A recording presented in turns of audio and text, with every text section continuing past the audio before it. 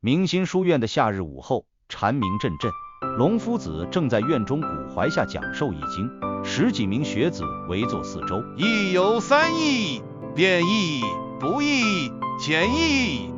龙夫子手持竹简道：天地万物，无时不变，此为变易；变中有常，此为不易。明其理，则能执简御繁，此为简易。子渊正欲发问，忽听书院外传来喧哗，只见几名村民搀扶着一个浑身湿透的青年走了进来。夫子救命！为首老者焦急道：这是邻村李家的儿子，前日游历归来，竟一病不起，整日胡言乱语，说什么宝剑丢了，记号还在。龙夫子起身查看，青年双目无神，不住念叨：记号我的剑，明明刻了记号。子渊低声道：这莫不是《吕氏春秋》所载刻舟求剑的楚人原型？龙夫子示意学子扶青年到厢房休息，对村民道：诸位请回，待老朽诊治。当晚，龙夫子召集学子们在书斋议事。今日之事，你们怎么看？龙夫子问道。子渊率先开口：《吕氏春秋》查经有云，楚人有涉江者，其剑自舟中坠于水，具弃其舟曰：事无剑之所从坠。舟止，从其所弃者入水求之。舟已行矣，而剑不行，求剑若此，不亦惑乎？这青年症状，正与此何？学子明德疑惑道：可书中记载只是预言，难道真有其事？龙夫子捋须微笑：预言，预理于言。这青年未必真是书中楚人，但天下刻舟求剑者，岂在少数？3日后，青年神志稍清，龙夫子请他到院中槐树下。年轻人，可否说说那日渡江之事？龙夫子温声问道。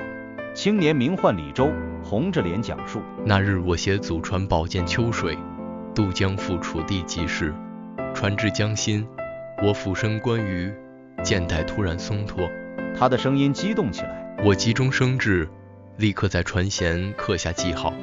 我想着江水虽深，记号永在，等船靠岸，依计寻剑，岂不稳妥？后来呢？子渊追问。李周低下头。我在记号处寻了一整天，双手磨破，却一无所获。围观者都在笑我。有个老船工说：年轻人，剑沉江底不动，船行江上不止，你刻舟求剑，岂非缘木求鱼？他抓住龙夫子的衣袖。夫子，我至今想不明白，明明刻了记号，为何找不到剑？难道记号会骗人吗？学子们有的忍俊不禁，有的摇头叹息，龙夫子却神色郑重。你的问题恰是千古之问，今日我们就来论一论这记号之道。他让学子取来笔墨，铺开素卷，画出一条蜿蜒长河。假设这是大江，李周在此处落剑，在此处刻记，船行至此处靠岸。你们说剑在何处，记在何处？明德用朱笔标出3个点：剑沉于1，记刻于2，寻剑于3，三者各一。正是。龙夫子颔首。剑落江中，沉入水底，船行江上，刻记随行。人依计寻，实地皆非，如何得剑？子渊若有所悟。所以《吕氏春秋》以此讽喻时变法易变之理，法度如剑，时势如江，舟行时移。若固守旧法，犹如刻舟求剑。不止如此，龙夫子目光深邃。李周为何坚信记号有用？李周回答：因为在家中，我若在门上刻记，东西总在记下之处。哈！龙夫子抚掌。这便是关键。你将陆上经验用于江上，陆地相对静止，江流时刻变动。你错在将静态标记法用于动态变化场。他转身对学子们说：这就是易经所谓知己其神乎，记者，动之谓也，能察事物细微之变，方能顺势而为。李周见渐落而不见江流，见记号而不见周行，正是失于察己。接下来的日子，龙夫子展开了一系列教学。一日，他带学子们到溪边，溪水潺潺，落叶漂浮。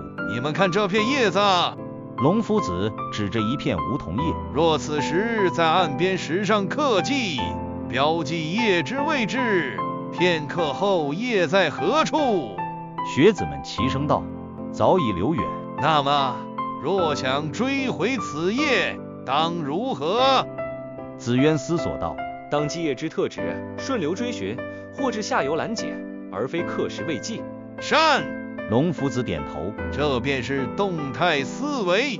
剑在江中，游叶在溪上，皆随流而动。求见当思江流之速，周行之距，剑沉之深，综合推断，而非固守一点。又一日，龙夫子取出沙漏、线香、日晷。时间流逝，万物变迁，沙漏之沙，香火之辉，日影之移，皆在标记时间。龙夫子道：李周之记，标记的是空间位置，却忽略了时间流逝。渐落与寻见之间，时间在走，空间在变，这双重变化，他全然未虑。李周额头冒汗，原来我错得如此彻底。非也。龙夫子温和道：你能想到刻记，已是智慧之始。错只错在未明时空相连之理。半月后，龙夫子安排寻宝课，他将学子分为3组，各给一张3月前绘制的地图。地图标有宝藏位置，但如今景物已变，50时回书院禀报。第一组严格按图索骥，找到标记处只见新垦菜地。第二组发现标记处古树刻痕已被新皮覆盖。韦子渊带领的第3组询问农人，得知标记处土丘已铲平建房，最终在柴房下挖到井河。午后汇报，龙夫子点评：第一组刻舟求剑，第二组剑术不见灵，第3组知变通达，寻宝如此，治学处事亦然。李周忽然起身深揖：学生明白了，我不仅错在刻舟求剑，更错在以静态之心应动态之事。家中长辈常说祖传剑法不可变，我便以为天下事皆有定规，却不知江河日夜流，世事时时新。龙夫子欣慰点头：你能悟到此层，那柄秋水剑便不算白失。有时失去有形之剑，反得无形之慧剑。秋至，李周决定回家，龙夫子为他举行送别仪式。院中石桌上放着一柄木剑，这柄木剑剑身刻有8字，时移世易，法随时变。龙夫子道：你失去青铜剑，得此木剑，可能领会其中深意。李周双手接过，青铜剑虽利，终会锈蚀；木剑虽钝，诚在支离不朽。学生当以此剑，时时自警。子渊补充道：易经系辞云：穷则变，变则通，通则久。李兄此番得失，正是此理。龙夫子总结道：刻舟求剑之风，世人多笑其愚。然细思之，你我之中，谁无刻舟之时？固守旧学而具新之，是刻舟于学海；拘泥古礼而背人情，是刻舟于市场；执着旧法而应新事，是刻舟于石流。他望向远山，江水滔滔，从不停歇。真正的智慧，不在于找到永恒不变的记号，而在于明白一切皆流，无物常驻。既知如此，便当如流水般灵动，如行舟般前行，记取来路，却不固守，面向去途，从容应变。学子们肃然静听，院中唯有秋叶飘落之声。多年后，子渊在著作中写道：龙夫子当年所教，非仅讽喻固执，更阐发时变之志。剑坠于水，客寄于舟，此人所谓，实乃人类认知之常态。我们总试图在变动世界中寻找固定坐标，然最高智慧在于认清坐标本身也在移动。故君子不是记号之故，而是察变之明，不求一劳永逸之法，但修与时俱进之心。那柄刻著11世纪法随时变的木剑一直在楚地流传。有人说李周后来成为水师，擅长根据水流风向调整战法，也有人说他归隐乡野，教导子弟时总以木剑为喻。每当有人固执就规，便会听到楚地谚语：莫学刻舟楚人，要知行将至者。剑臣未必是健在，昨世未必是今世。这故事在明心书院代代相传，而那颗古槐依旧年年新绿，庞福诉说着变异之中自有生生不息的不易之道。后记刻舟求剑的预言，表面上讽刺的是固执不化，实则揭示了人类认知中的一个根本困境。我们总希望在不确定的世界里找到确定的坐标。